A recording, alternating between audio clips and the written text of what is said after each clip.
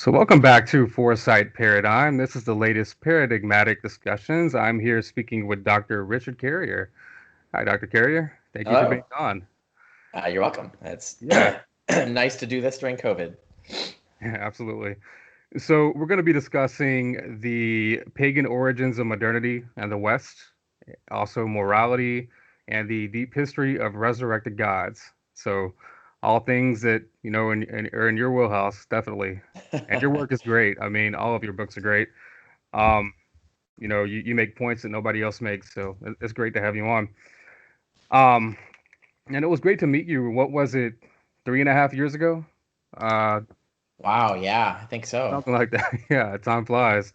Yeah, getting books signed and everything, and it was thankfully out of that small apartment that we were in, that Right. we moved in there, moving back from overseas. So thankfully we got out of there. But all right, so starting with the pagan origins of the West slash modernity. So I had a family member recently send my wife a blog by someone saying, that even an atheist acknowledges all the debt we owe to Christianity and basically like everything, every part of Sure. our culture and our progress. And it was Tom Holland, and Oh, I okay. I sent the family member back your refutation of Tom Holland, which was great. So if you could kind of tell me, Dr. Carrier, why do we owe things to paganism and not Christianity, basically? Yeah, it's it's funny. So the article you're referring to, it's on my blog. People can find that at richardcarrier.info. The title is "No, Tom Holland. It wasn't Christian values that saved the West," Right. and it's an article where I address what he says specifically, but also I link to a lot of other articles I've written on these sub issues because he tries to hit them all, right? Right. And you know what? The one that used to be going around years ago, and I have articles against it as well, is that the Constitution comes from the Bible, right? We're indebted to Christianity for the Constitution. Actually, it's the other way around. The Constitution was kind of designed to prevent Christianity from being involved in government. Right. And its principles, all the principles it's built on, come from pagan traditions. Like the whole concept of balance of powers, democracy, the idea of a republic, and all of this stuff comes from Greek and Roman history. And you can look at Adams, the first one of the early presidents, wrote a book, a 3-volume book on these. This is where we got our values from. Moses is never in there. It's he Right. literally goes through. He talks about the Renaissance Italian republics as like for example, but those were largely organized around secular principles rather than Christian dominance per se. It didn't come out of the Bible. Is the point? It came from it's like who invented democracy? It was the Greeks, right? This is like long before Christianity came around. You don't find democracy in the Bible, Old Testament or New. And the idea, and then later, you get certain people Rod, certain others, was it D'Souza, for instance, and now Tom Holland, are trying to argue that, well, all our ideas of human rights come from Christianity. The phrase human rights is nowhere in the Bible. The concept is nowhere in the Bible, actually. That's actually a pagan concept. It comes from Stoicism, for instance. We have Cicero talking about natural rights as the rights that are imbued to humanity through nature. Cicero is a pagan theist, but he's not deriving this stuff necessarily from any sort of scripture or anything like that. But nonetheless, it's Right. not coming from Christianity. Christianity just eventually started absorbing these pagan values, and so anything that like you can credit to, well, this particular guy, like Thomas Jefferson, was a Christian, so therefore our Constitution comes from Christianity, and that's not true. Thomas Jefferson, even the Christian things that he thought was Christian influence, are the ways that paganism transformed Christianity. Christianity picked up these ideas from paganism, it transformed it. But even then, like Thomas Jefferson is explicitly going back further to pagan sources for these ideas of government and human rights and things like that. So Right. it really does come from pagan sources. And you can go through, Christians will try to argue that science and technology and capitalism and like everything comes from Christianity, and you can show all of that stuff comes from pagans, and the Christians just absorbed it. But it took a long time in some cases. Like Yeah. Christians were highly resistant to the idea of human rights. Like that took a really long time for Christianity to absorb. The idea of proper scientific values, they were highly resistant to. Democracy, they were definitely not into for a very long time. So yeah, like you can see the superficial, chain of causation that people who happen to be Christians did these things, like wrote the Constitution and so forth. Galileo and the early scientists just happened to be Christians, but that would be a mistake of saying that, well, therefore it's their Christianity that caused them to do what they do, or that the Christianity, even so far as Christianity did inspire them to do what they do, that those values were introduced to the West by Christianity, and that's not true. The values go all the way back to paganism. They did not come from the Bible or from the early Christian teaching. Right. Yeah, so we don't have, democracy in the Bible. We don't have equal rights in the Bible, for women or slaves, obviously. Right. Yeah. Well, we don't have yeah. freedom of religion. We don't have even something like crime being proportional to the punishment. Think of hell, things like Right. that. Yeah. Or Yeah. punishing the descendants of somebody, things of that Correct. nature. Yeah. Oh, right. You Um, notice that's explicitly in the Constitution. That's a good example of where the biblical principle is God punishes the sons and so on for the sins of the fathers and so on. right. Whereas the Constitution explicitly says, no, that's immoral. We're not doing that. So it is almost very anti-biblical in many ways. And Oh, I have yeah. an article that shows like many of the items in the Constitution are specifically designed to shut down Christian values, right? To like prevent them from governing society because they were seen as being very destructive and toxic to society. And, in their particular time, that was much more visible because they just come off the end of hundreds of years of Christian wars and Christian oppression and so on. Yeah. There's the other thing is the morality, right? Philanthropy. I have an article on philanthropy, the idea that charity comes from Christians. No, it's pagan. The word philanthropy was invented by pagans, Right. right? So it's you could go out the list after item after item after item, and when you go looking at the deep history of this stuff, it comes from Christianity and filtered in, or it comes from paganism and filtered into Christianity. Some of it filtered into Christianity from paganism to Judaism to Christianity, right? Like so, a lot of this stuff you can trace back to Judaism. It's not like the Christians suddenly found morals and the Jews didn't have morals, right? Right. But even a lot of the Jewish morality that Christianity adopted had already been influenced by pagan philosophy and pagan thought. Yeah. So to quote you kind of what you say in the article, you say valuing freedom, rights, autonomy, um, that's something that was invented legally by Greek and Roman constitutionalists, developed philosophically by Aristotelians, Epicureans, and Stoics. The Enlightenment brought that back, and it was opposed by Christian authorities. So, Peter Gay has a book, Enlightenment scholar, back in the 60s called The Rise of Modern Paganism. So you do definitely kind of get, going back to the Renaissance, people rediscovering pagan values, and Yeah, yeah. that's right. Yeah. So definitely. You say some of the taboos that we inherited, because Tom Holland says, we inherited our taboos, and he's kind of right about some of that, right? Hmm. Because we did inherit like sexism, homophobia, racism, anti-Semitism, a pathological phobia of sexuality. Basically, you say garbage. We did Yeah. inherit, and we need to get rid of Yeah. that. Yeah. That's right. Yeah, you do say that even some of the other points that he tries to make, like Christianity gave us the idea that God is closer to the weak and poor than the rich and the mighty. Um, that being a victim might be a source of strength.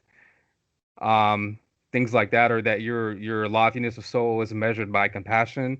That these things are not original to Christianity either. A lot of people think they are. That they were kind of pagan values first. Yeah, right. Yeah. That's the same sentiment. I mean, there's Musonius Rufus, and Musonius Rufus was regarded in the ancient world as the second Socrates. So Socrates was the great sage, the greatest wise man of their time. Right. Musonius Rufus was this Roman philosopher, Stoic philosopher. He was regarded as the second most famous and revered. And one of the main reasons was his advocacy of this idea of, no, actually it's your virtues and your compassion and stuff that define whether you're a heroic or great person and not your wealth and so on. And so like that did exist back then. And the same hypocrisy existed back then. Like, don't get me wrong. Like you have, so they would revere Musonius Rufus and his teachings while going on in society praising and bolstering the rich and, downtrodden the poor and all that stuff. Christians did that too for 2,000 Right. years, right? Like, there's no difference in the hypocrisy between pagans and Christians in this regard. But the Yeah. the hopeful values that are there, that are given at least lip service, that goes way back. It goes back into Judaism too. You can find pre-Christian Judaism advocating these same things. So it's not like Christianity suddenly came up with it out of the blue. Right. You say that ideals like rights, liberty, autonomy, democracy had to be forced awkwardly to fit the Christian system, and they did. They did not proceed naturally from it. Rather, they met resistance to it, and it took literal wars to overcome. So, and Christianity, Yeah. of course, we know spread mainly by force. Ever since it got power, and we know with the Roman emperors, Constantine, Theodosius, all that. Yeah, force and bribery, essentially, right? So Right, if you look at a lot of the early attempts to convert pagan nations and bring them into the Christian fold through the great eras of Christian imperialism, yeah, going and invading and forcing them to be Christians is one way to do it. Another way to do it is like, well, we won't invade you. We'll give you all these good things they'll start the leadership. It'll be a political alliance, and they'll say, hey, we'll give you all these good things. We'll be allies. We'll help you fight your enemies and all this stuff. Just convert to Christianity. If you convert to Christianity, then convince your people to convert to Christianity, then you're in. And so we have a lot of that kind of like the bribery method, so that the royal family of a particular nation will convert to Christianity in order to create a political alliance to gain the right, benefits of the Christian imperial forces. And then the people, of course, would always want to be like their leaders, and so that would just help the Christian missionaries spread Christianity within the nation. So even when it wasn't direct force, it was still very Machiavellian in the way that they spread their Christianity. yeah. What were the what was the pagan conception of rights like? Where did they come from according to the pagans? Was it just kind of a social contract, kind of like I think Einstein said, rights are just something that are not written in the stars. They're things that intelligent people have thought up, looking at our nature and our history as Right. social beings. So Yeah, yes and no. So, like, social contract theory started with the Epicureans. So one thing to point out is that you had Socrates really started this flowering of philosophy, and right, his disciples broke off into a bunch of different groups. They started like Stoicism, Cynicism, all these other things. And on the side, you had Aristotelianism. Well, Aristotle is another one of these trends from Socrates. But on the side, you had Epicureanism, and Epicureanism was a very much more atheist philosophy. It wasn't totally atheist, but it was a much more atheist type philosophy. And they tried to explain everything in terms of nature, in terms of natural principles, even down to like atoms moving, right? Like trying to get right, it down to real physicalist explanations, including like why does morality exist? Why do political orders exist, and so on? Why does justice exist? Why is it important? And all of this stuff. And so they developed social contract theory, and you can see this poeticized. It's in Lucretius's De Rerum Natura, right? On the nature of things, this great poem that was written for the very Romans. very influential Uh, poem. Yeah, yeah, especially when it got rediscovered in the Renaissance, right? And that's where a right. lot of these ideas started to spread, both physicalism and a lot of the scientism that was in there, and the Have you the uh, have you heard of the social Pulitzer contract theory Prize? and so on. Right. Have you heard of the book The Swerve by Stephen Greenblatt? Yeah, Yeah, that's a great right. book. That's a good Won example. a Pulitzer Mhm. Prize, I think. Yeah, so I wouldn't be surprised. Yeah, yeah, there's been really good books exploring the influence of this philosophy. So that's one strand, right? And that definitely, you see it influences the Enlightenment political philosophers. It's in all of the greats, Rousseau and so on, in terms of pushing this idea of how does society organize itself. It's not based on the biblical principles. It's based on these naturalist, rationalist principles of social contract theory. But at the same time, you have, across the aisle, as it were, Stoics. The Stoics were much more pious, much more. They're much more like deists, right? They had this idea of the one true God that sort of doesn't meddle in the universe, but is, he's sort of coterminous with the universe. It's like he has kind I've of like heard his own conflicting Holy things Spirit. about I've heard conflicting things about the Stoics. I've heard some people say that they were kind of like pantheists and they had like a world soul that they believed in. So Correct. I don't know, but Yeah. they The they were like theology. cosmopolitanism. They had an idea of being a citizen of the world. Yes. Yeah, yeah, Right. That's their idea. So they had something that's actually closer to what Judaism was actually teaching. Like their idea that God was this pure mind thing, right? right, But had to be able to sense the world and to know things, to be omniscient, and to influence things in terms of like communicate, So he had a Holy Spirit. So the Holy Spirit metaphysics comes from Stoicism. The Holy Spirit is this pneuma that permeates the entire universe and us and everything. And our souls are actually fragments of God's soul, right? Like, so we're actually all a part of God.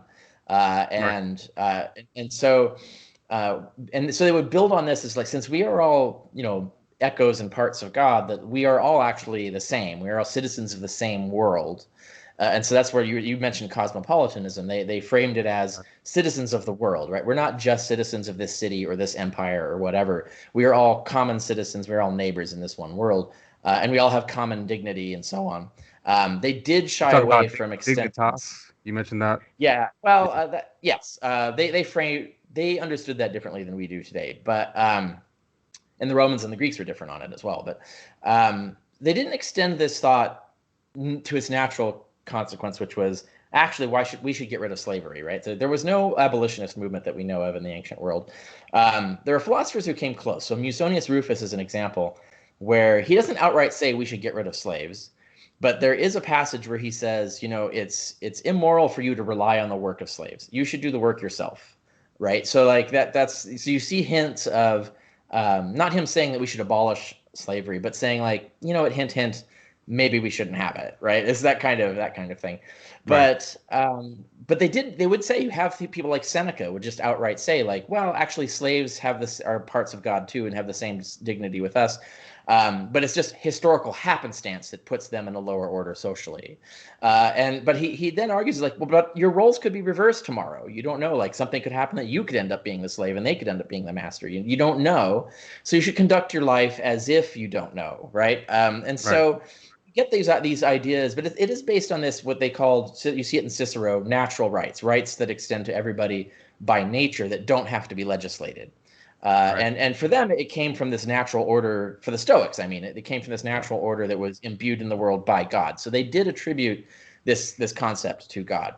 And the Epicureans who didn't do that got to the same place, the same conclusions through social contract theory, right? So these Right. two philosophies existed at the same time, and you could pick and choose between them. And both of them had significant influences on the founding fathers of the United States, of course.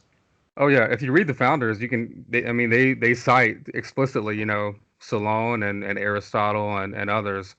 Uh, so definitely. Have you heard of Jonathan Israel? He's kind of a big Enlightenment scholar. He's got a lot of big It books about it. sounds familiar. What's one of his famous books? Well, he's got like a four-part series on the Enlightenment called. Every book is titled differently. Like there's Radical Enlightenment, Enlightenment Contested, uh, Democratic Enlightenment, and I think the latest one is the Enlightenment that failed. And so a key thing that he does, like I mean, in deep detail, is get into how people like Diderot and Dolbach and Spinoza, the radical Enlightenment, as he calls them, are really the source of our values and institutions and modernity in the Oh, West. interesting. Yeah, I could Yeah, see that's a plausible case. I'm not familiar with the work, but yeah. that's at least a A lot of these plausible guys were argument. atheists, by the way. So Yeah, that's or interesting. yeah, even if they weren't explicitly so, like Spinoza would chafe at the suggestion that he was an Yeah, yeah, atheist, but when you read his theology, it's like you're an atheist, basically, yeah. Well, or like at the very Diderot least a and pantheist, right? yeah, yeah. But Diderot and Dolbach, they were definitely atheists, and pretty much every scholar, agrees about that. I'm sure you're familiar with them, like The System of Nature by Dolbach. Yeah, Right. Mhm. yeah, yeah, absolutely. Um, so when people tell me like, you get your morality from Christianity, like I wrote a little paragraph, um, and it probably lines up with what you would probably say. I say, I don't just reject your metaphysical claims. I'm against basing life on faith and authority or blind obedience. I'm against human sacrifice, deeply against the whole idea of hell. I find cannibalistic and vampiristic rituals distasteful. I think condemning innocent descendants immoral. I'm not okay with slavery or misogyny. I don't believe in rendering unto Caesar no matter what, or that Caesars have been placed on earth by God. I'm not for murdering heretics or hating or abandoning family if they believe differently. I don't think it's wise or healthy to preach the imminent end of the world. For teaching microorganisms as the cause of sickness, not demons. I think the existence of exorcists is comically horrific. I don't think rape victims should marry their rapist, and I'm for investigation, not revelation. So yeah, not really. Right. um, Yeah, yeah, that's funny. I have an article on my blog about how It's about Christmas. I can't remember the title of it, but it's basically what's everything that's good about Christmas is the non-Christian stuff, right? Is the gist Right. of the article. But I open with the paragraph that Jesus is an asshole, right? And so and you go, what do you mean Jesus is an asshole? Come on. No, I actually have links like all the way through. Like there's a lot of stuff that Jesus does and says in the Gospels that are pretty horrible. Yeah. He's kind of a dick, right? And so, Yeah. but you won't. You get our culture keeps telling us that Jesus was this great Gandhi-like guy, and people have this idea in their head of how Jesus was and acted, but they're not really reading the texts, right? They're not really looking at Right. it. Cherry picking And it. so we've kind of in our culture we've whitewashed the concept of Jesus. We've sort of turned him into the ideal we want him to be, rather than what was actually being sold at the time. And I think there's that kind of disconnect where our culture has these assumptions that are really things we just invented, like you're saying, like Christianity gave us all our values and all our government and all our concepts. We keep telling ourselves this, but when you go look at the history and the facts, that isn't what pans out. And I think that's where people get shocked when they actually start looking at and go, oh, where did this concept come from then? Well, Christians have been marketing this idea for a while and Yeah. have been transforming it in reaction to people who would react negatively to the genuine Jesus, the Jesus is actually in the Gospels. Yeah. So preachers would start changing how they're selling Jesus. They'd change how Jesus behaves. They would forget some things are in there, amp up some other things more than the Gospels did, and so on, to try and mold Jesus into someone that people will like. And so over time, that gives us this sort of culturally constructed Jesus that we have today. That's not in the Mhm. Gospels. It's very different from who we find in the Gospels. Now we're getting into morality. You believe in universal moral facts. I read an essay, I guess you did, in what was it? John Loftus's one of his books at the end of it. That's right. And so tell me what you know why do you think moral facts, universal moral facts exist? Why are they not from Christianity? Maybe you could get into like the is-ought problem. Do you want to break that down Right. quickly? Yeah, I Yeah. think. Yeah, it's the end of Christianity. Right. John Loftus did a series of books. I'm in three of them. I have two chapters in three of those books, and that's The Christian Delusion, The End of Christianity, and Christianity is Not Great. Hmm. He's done some others since then as well, but that I don't have chapters in. But yes, in The End of Christianity, I have, and that's actually a peer-reviewed chapter. I had four major philosophers of moral theory peer review it before it went to publication. And yeah, I do argue this idea that science can prove one moral system true over another. You just have to actually do the work. We just haven't done that yet, right? So we haven't done a Right. proper scientific research program for it.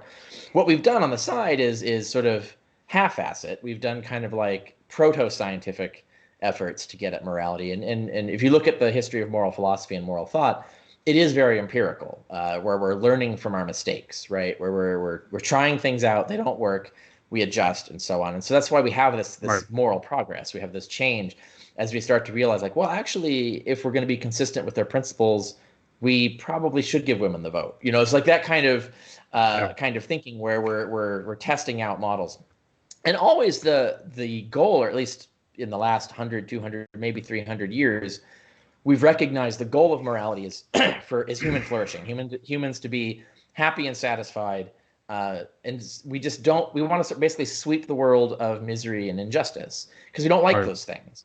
We don't want those things around, and so By our nature, it's so like in our nature. That's social yeah, and beings. so once you have a goal, right? Once you have a goal of what it is that you want to achieve, then it's a straightforward empirical question as to what gets there more efficiently than something else. Just like surgery, agriculture, engineering. Once you know what your goal is, you can actually scientifically, empirically determine what best achieves that. And so we've done that sort of proto quasi scientifically in the last 100, 200, 300 years. Right. We could do it even more meticulously scientifically, and I talk about it in that chapter. I have a lot of articles on it on my blog. You could go to the archive or the I did category a list summary of for it. I morals. wrote it down. If I it's kind of a mouthful, but Oh, I think it's worth, just going through. So you say human beings share all the same primary biological desires, which are not limited to so-called base desires for, say, food and sex, but include, as science has demonstrated, desires for love and companionship and joy and fulfillment. And only such desires can ever rationally entail, in conjunction with knowledge, an informed conclusion about what we most want.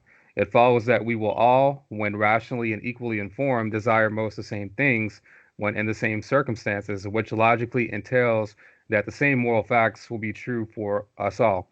Therefore, universal moral facts must necessarily exist. Since Christianity fails to connect its morals, excuse me, to since it fails to connect its moral claims to any verifiable facts, produces no agreement on which moral claims are true, has no significant effect in improving people morally, and stunts moral growth and progress by distracting us from endeavoring to discover truth, whereas science alone can discover truth in which there can be no rational disagreement. We should all be promoting not Christianity, but the scientific discovery of genuine moral facts. So, Yeah, yeah, that's a good quote for that. yeah, You asked about the is-ought dichotomy, right, and that, yeah, that's been exaggerated and misused over the years. And people claim it comes from David Hume, right? right, But it doesn't actually. Hume never said. Well, the idea of the is-ought is you can't get an ought from an is. That's the thing you usually hear right. echoed. And they say, well, Hume proved it. And I was like, no, he didn't. He didn't even say that. He Much didn't less say prove it. it. I No, he thought it didn't was even like a say little it. note that he wrote or something that. No. What he's Okay, this is the thing, and I talk about that in that chapter, by the way. It's in there in the end of Christianity. No, okay, what Hume said was he said basically what you just did. He said like, no, so there's these Christian moralists go around claiming ought, but they can't connect it to an is, and until they connect it to an is, we have no reason to listen to them. Like they're just making stuff up.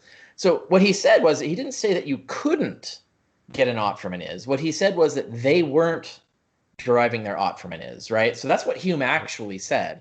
And then, of course, Hume himself goes on to actually derive an ought from an is through his own system of, sociology, basically. He had a naturalist socialist theory or social theory as to why people should be good based on how humans can be happy given the sentiments that they were naturally born with. And that's just so he's actually trying to drive his morality, his moral oughts from his own particular is. It's more naturalistic.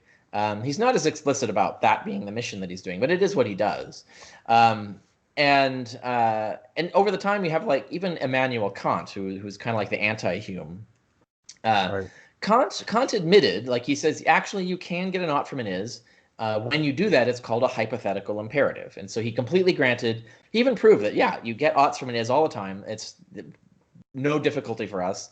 But Kant himself was personally offended by the concept that morality might be a hypothetical imperative. He was disturbed by that. So he struggled really hard to invent a new category called categorical imperatives that wouldn't be based on on that kind of is, right? That wouldn't based be on based. duty, right? Yeah, well, Oh, his yes, sort of. He had several reiterations of his maxims, right, but his maxims were more like John Rawls type maxims. They're like, you should like one of the formulations is you should will to be moral that which you would be comfortable being universally practiced. Basically, right, if you're oh, whatever your behavior you think is right, if everybody did it and you'd be okay with that, then that's moral, right? right, The problem with this is that it's actually deriving an ought from an is, and you can show this, and I do this in that chapter as well.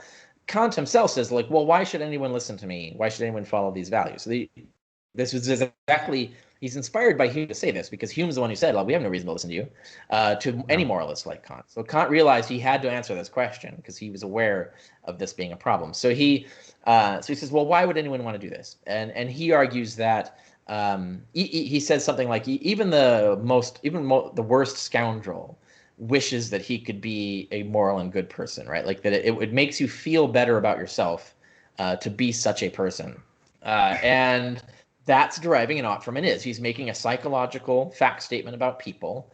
It's semi-correct, it's not nuanced enough to match up with science, but there is some scientific backing for what he's talking about, which is there is a when you aren't deluded, and this is the reason why a lot of immoral people are delusional, because they actually have to have false beliefs to convince themselves that they're moral people.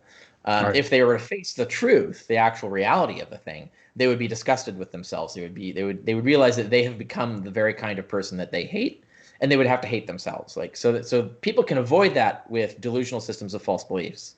right, So right. that's one thing that Kant wasn't aware of, or at least if he was aware of it, he didn't incorporate it into his system.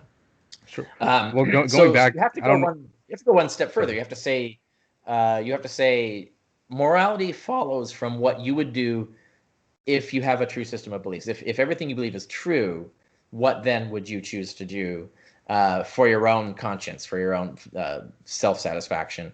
And then Kant is right. At that moment, that's where Kant lines up. But it just ends up being another is about people that you drive the ought from. It will make you feel better about yourself to have true beliefs and then to act a certain way in accord with those true beliefs. And that's where objective moral values come from. Yeah. Well, we have to live with ourselves. So even if you're not, it's not a matter of like social capital.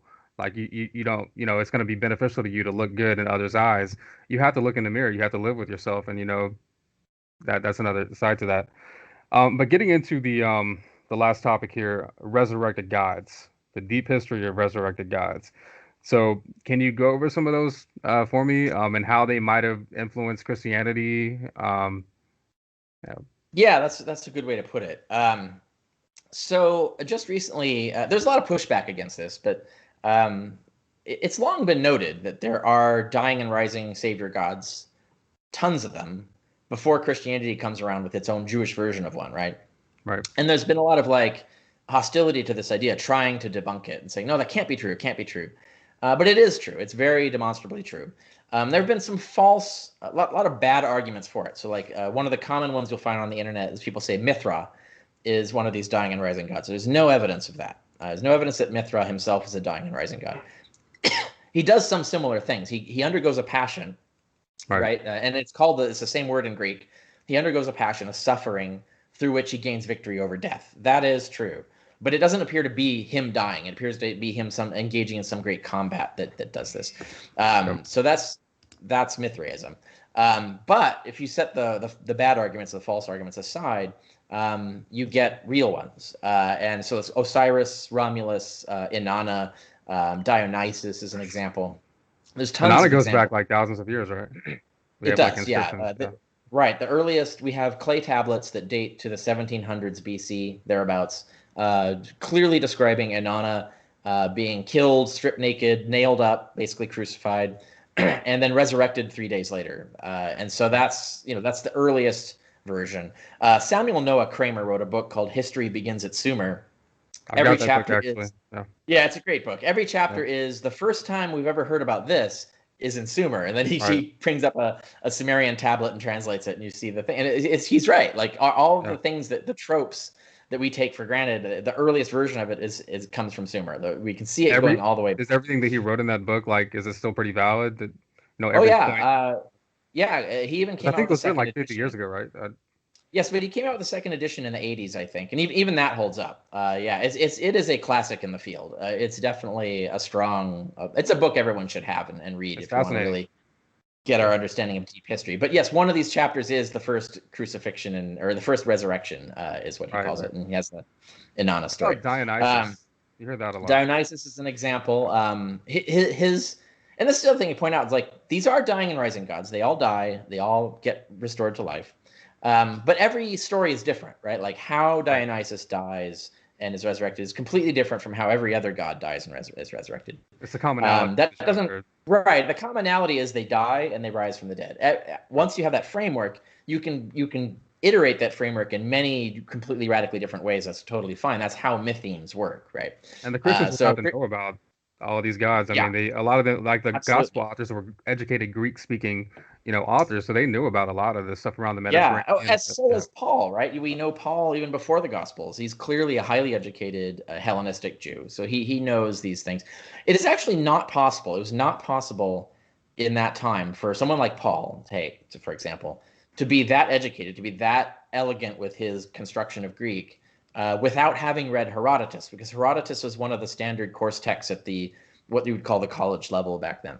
Right. And Herodotus tells one of these stories. Zalmoxis is one of these dying and rising gods. He tells that story in there. But all the other, and you would get it from Hesiod and all these other writers that you would read. You would necessarily read. They're part of the curriculum if you learn Greek at that level. So you would know about Dionysus. You would know even about Hercules very popularly. But also these religions were being practiced. Hercules dies and ascends, and he doesn't really resurrect, does he? He does his 12 labors and. He does in some versions of his myth. There's what's Really? called the Hercules, the Hercules Melkart myth, which is there was a blending of Melkart, who is another ancient Near Eastern god, who is a dying and rising god, got merged with the story of Hercules, and so you have Melkart in the guise of Hercules, is what they would say. How And many that are version there? of Hercules, it's hard to Sorry. say because it's hard to find specific. So there's many gods that we suspect were dying and rising gods, but all the evidence is lost, so we can't tell. Right. So we don't know. There's more than we can count for sure now, certainly. But the Yeah. ones that we can absolutely establish, it's at least six for clear. And then there's many other dying and rising heroes of different types, right? Right. It gets into the dozens at that point once you start talking about like ordinary people who died and rise from the dead.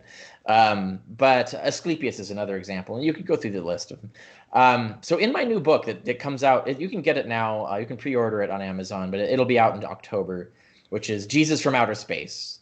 In that book, I have a whole chapter on this based on who were the dying and rising gods, and I go through the actual like evidence and scholarship, just showing like these we can definitely establish that these gods were dying and rising, and were so before Christianity came along, and you can show that these gods were worshipped in and around Judea.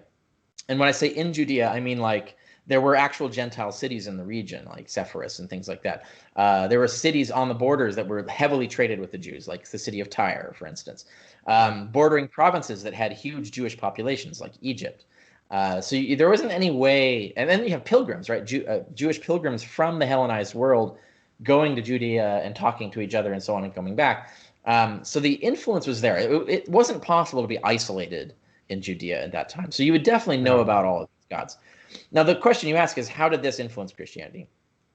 Right. I don't think it's like, for example, they said, well, let's copy Osiris. Let's just copy Osiris item for item. That's not how they did it. That's not what they did. What they would be consciously aware of this mytheme that there's, oh gosh, there's all of these dying and rising gods. They all die differently. They all rise differently. Their stories are different.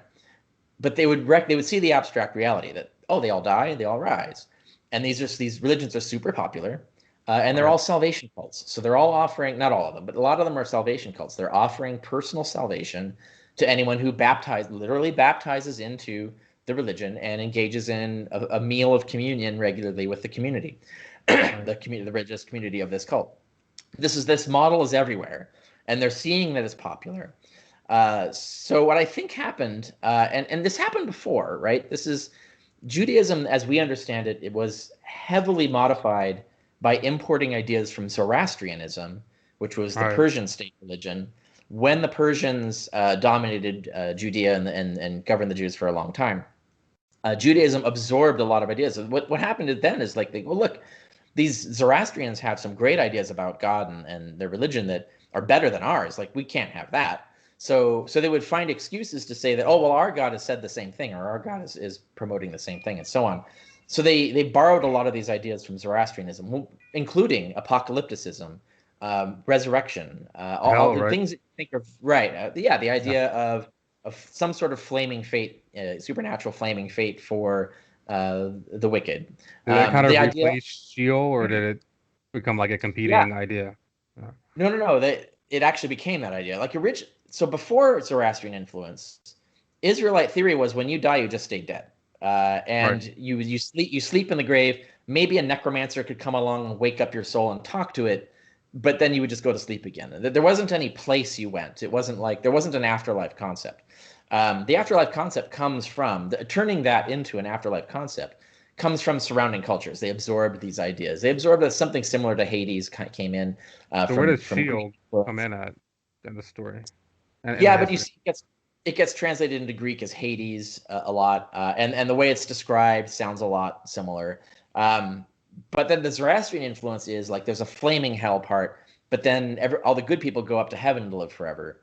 That came from Zoroastrianism, and you see that model in Judaism very clearly. They very definitely adopted that.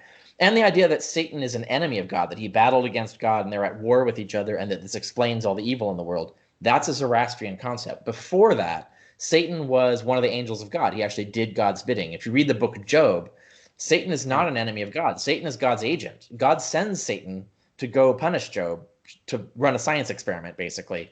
Yeah. Satan is part of God's court. So Yeah.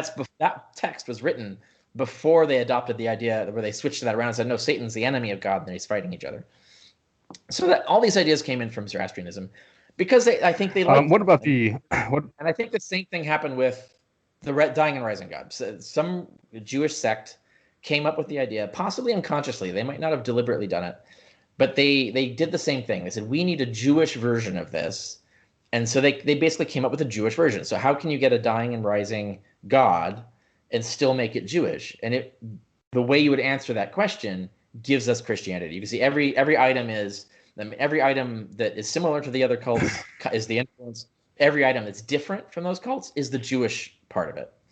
So you can completely explain Christianity through this influence. And I think it was the influence of the general broad ideas, not specific gods per se. Okay. What about the iconography that you see, like Isis and Horus, like Isis with a baby Horus, and then Mary with a baby Jesus? They're like very, very similar. Do we know that Oh that they yeah, kind of copy yeah. that kind of Well, stuff? not only are they very similar, sometimes they're literally the same statue. There are Right. actual Isis with Horus statues that just got renamed Mary with baby Jesus statues, and the wink wink. We're just going to pretend that was always the case. Right. But it's worth to point out that came later, right? So the stealing of the iconography is fourth century and later. So you can't explain the origin of Christianity by appealing to that iconography, right? So it does show that they were comfortable trying to market Jesus mythology through the vehicle of known pagan mythology. So they're willing to like co-opt and borrow this stuff and sell it that way. Right. But And that there's tells other us how examples of Christianity succeeded. It doesn't tell us how Christianity began. Is the distinction they make there. right. Okay. Well, I guess we're gonna wrap up there, Dr. Carrier. Thank you so much for being on. Yeah, thanks Your for having work me. is great. Yeah, again, your work is great. I mean, you make points that I don't hear anywhere else, very eloquent and diverse too. I mean, you touch philosophy and history and ancient science and historicity of Yeah, Jesus, all kinds of things. So, yeah, and your new book again, what is it? The title of it? it's Jesus from Outer Space. You can find it on Amazon or through my website. If you go to richardcarrier.info, go to books. You can get books. And if you want, I can make more money if you buy it through my website. To use the Okay. link to Amazon through my website. So that's the place to go. Okay. Awesome. Well, thank you so much for being on. Yeah, thanks for having me. Thanks.